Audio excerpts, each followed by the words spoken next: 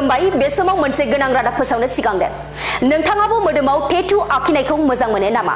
नोंथाङाबो मोदोमाव टेटु आखिजानो सानदों नामा जुदि सानदोंब्ला नैबे रादाबा नोंथांनि थाखाय मोदोमाव टेटु आखिनायनि जाहोनाव नोंथांनि देहायाव बायदि गिख्रंथाव बेरामा साग्लोबनो हागौ नंगौ बायदि गिख्रंथाव बेरामा मोदोमाव टेटु आखिनायनि जाहोनावबो सोमजिनो हागौ नोंथाङा सानदों जानांगौ टेटु आरो गिख्रंथाव बेरामनि गेजेराव मा सोमोन्दो थानो हागौ गोसोआव सोंलु सिखांदों जानांगौ नोंथांनि गोसोआवबो नाथाय बे बाथ्राया सैथो मोदोमाव टेटु आखिनायनि जाहोनावबो गिख्रंथाव बेराम सोमजिनाय जाथाया सोराङाव फैदों नंगौ गासै 68 आइजोफोरनाव एड्स बायदि गिख्रंथाव बेरामा सोमजिदों बे गिख्रंथाव जाथाया सोमजिदों उत्तर प्रदेशनि गाजियाबादाव 68 भुगिनांनाय आइजोफोरनि गेजेराव 20 आइजोफोरनाव HIV बेराम सोमजिनायनि जाहोनखौ टेटु आखिनायनिफ्राय सोमजिदों होननानै सुलुङा फोरमायदों आइजोफोरा सन्देह खालामदों दि टेटु आखिनाय समाव गंसे बिजिखौनो खनले बाहायनायनि जाहोनाव HIV बेरामा सोमजिदों जानो हागौ मख'नो गोनांदि गोबां रिपर्टफोराव फोरमायदों मोदोमाव टेटु आखिनायाबो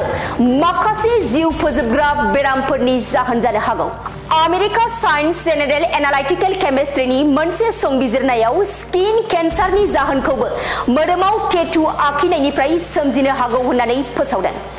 संबिजिरगिरिफोरा फोरमायदों दि टेटु इंकआव पलिएथिलीन ग्लाइकल बायदि माखासे गिख्रंथाव केमिकेलफोर थायो बे गिख्रंथाव केमिकेलफोरनिफ्रायनो मोदोमाव केन्सार बेरामफोरखौ गोरलैयै सोमजिनो हागौ होननानै संबिजिरगिरिफोरा फोरमायदों बेनि अनगायैबो टेटु इंकफोराव क्रोमियाम निकेल तामा आरो कोबाल्ट बायदि खहा गोनां धातुफोरा थानो हागौ होननानै फोरमायदों बे बाथ्राखौ मख'नाया जोबोरैनो गोनांदि टेटु इंकआव बाहायनाय केमिकेलफोर किडनी आरो नार्भास सिस्टेमजों सोमोन्दो थानाय गिख्रंथाव बेरामफोराबो देहायाव सोमजिनो हागौ बेनिखायनो देहा फाहामगिरिफोरा सुबुरुन होदों दि मोदोमाव टेटु आखिनायनि सिगां मोजाङै नायबिजिरग्रोनाया जोबोद गोनां जुदि नोंथाङाबो टेटु आखिजानो सानदोंब्ला सांग्रां जानाया जोबोद गोनां खुलुमबाय बे समाव मोनसे गोनां रादाब फोसावनो सिगांदों नोंथाङाबो मोदोमाव टेटु आखिनायखौ मोजां मोनो नामा नोंथाङाबो मोदोमाव टेटु आखिजानो सानदों नामा जुदि सानदोंब्ला नैबे रादाबा नोंथांनि थाखाय मोदोमाव टेटु आखिनायनि जाहोनाव नोंथांनि देहायाव बायदि गिख्रंथाव बेरामा साग्लोबनो हागौ नंगौ बायदि गिख्रंथाव बेरामा मोदोमाव टेटु आखिनायनि जाहोनावबो सोमजिनो हागौ नोंथाङा सानदों जानांगौ टेटु आरो गिख्रंथाव बेरामनि गेजेराव मा सोमोन्दो थानो हागौ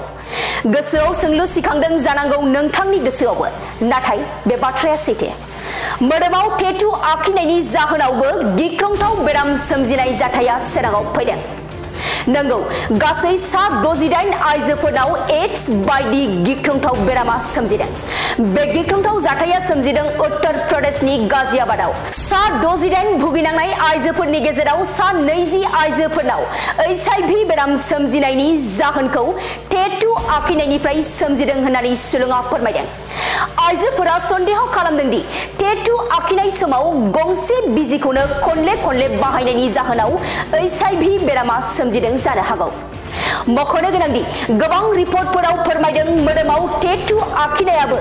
माखासे जिउ फोजोबग्रा बेरामफोरनि जाहोन जानो हागौ आमेरिका साइन्स जेनेरेल एनालाइटिकल केमिस्ट्रीनि मोनसे संबिजिरनायाव स्किन केन्सारनि जाहोनखौबो मोदोमाव टेटु आखिनायनिफ्राय सोमजिनो हागौ होननानै फोसावदों संबिजिरगिरिफोरा फोरमायदों दि टेटु इंकआव पलिएथिलीन ग्लाइकल बायदि माखासे गिख्रंथाव केमिकेलफोर थायो